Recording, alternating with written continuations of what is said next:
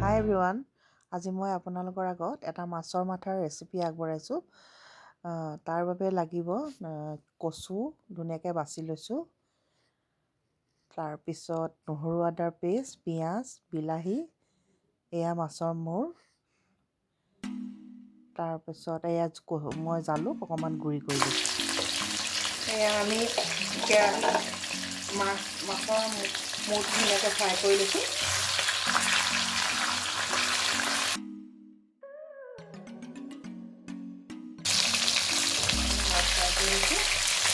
আমি মাছবিলাকো এতিয়া বৰ্তমান বেলেগ এটা পাত্ৰত উলিয়াই লওঁ।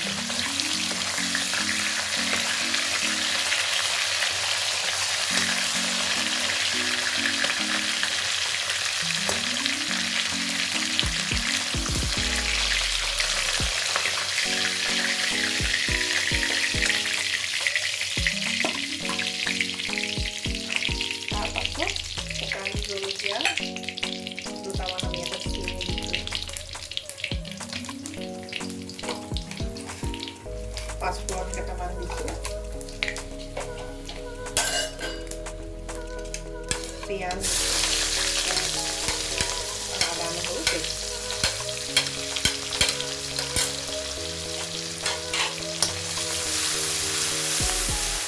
এইখিনি ধুনীয়াকৈ ৰঙচুৱাকৈ ভাজিবাৰ পাছত আমি তাতে কচুখিনি দিম।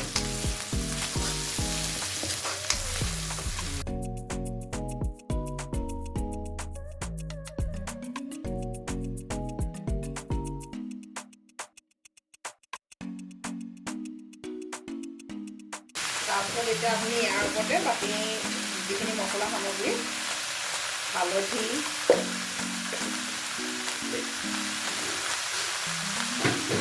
নিমখ দি ভালদৰে ইয়াত ভাজি লওঁ।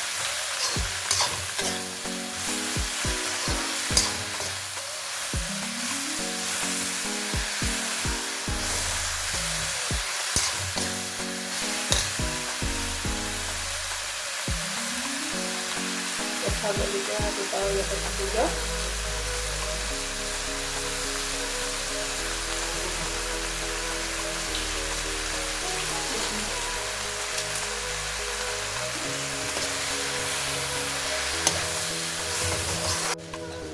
এতিয়া আমি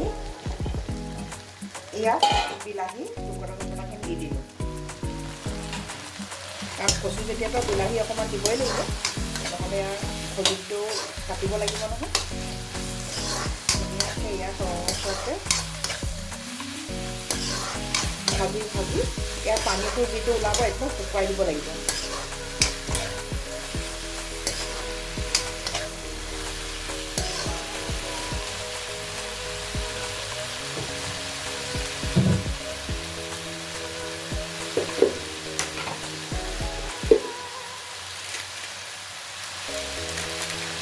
জিৰা গুড়ি অকণমান দিব,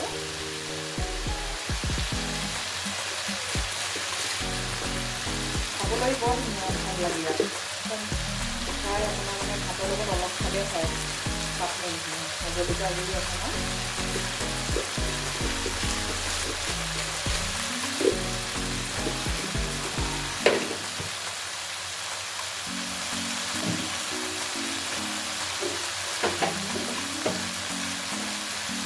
ধনিয়া গুড়ি অলপ দি দিব,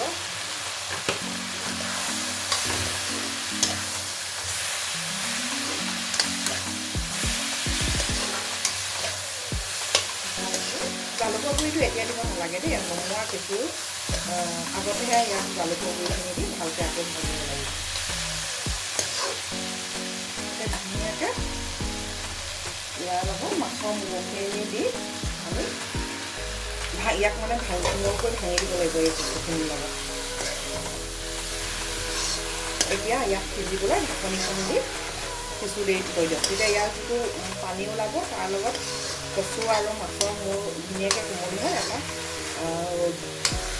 লিক সৰু হেৰি এটা ওলাব, ৰস নিচিনা হ'ব, সেইখিনি সিজোৱাত যথেষ্ট সহায় কৰে।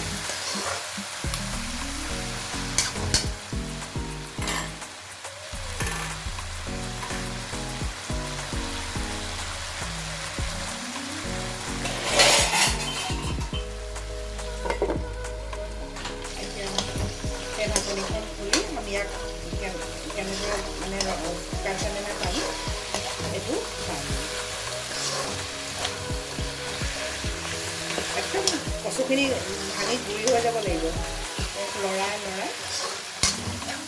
কচুখিনি আমি আৰু মাছৰ মূৰ লগত মিলি যাব লাগিব আৰু একেবাৰে শুকাই যাব লাগিব সেইকাৰণে আমি ইয়াতে পানী অলপমান এড কৰি দিছোঁ দেই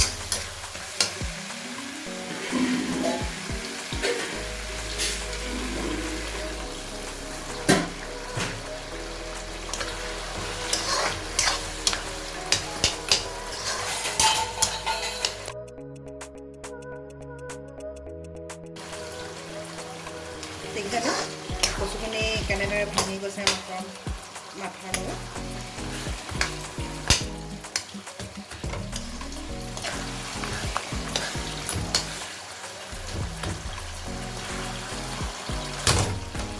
ভাঙি আমি একদম ধুনীয়াকৈ ভাজিব লাগিব যাতে ই গুৰি হৈ যায় আমি ভাজনিখন দি আকৌ সেইখিনি পানীখিনি ইয়াৰ লগত শুকাই গৈছে এতিয়া আমি ইয়াতে জালুক অকণমান ছটিয়াই দিম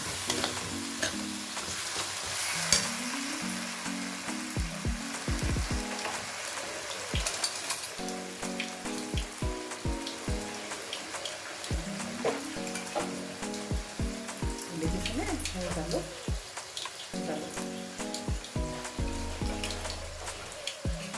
দেখিছে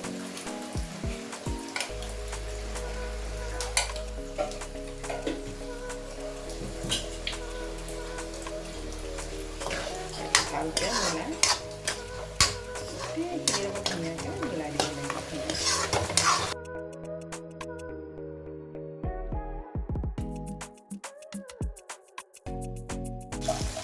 আমাৰ বৰ্তমান হৈ গ'ল এতিয়া এইখিনি মই অইল এটা পাতিবলৈ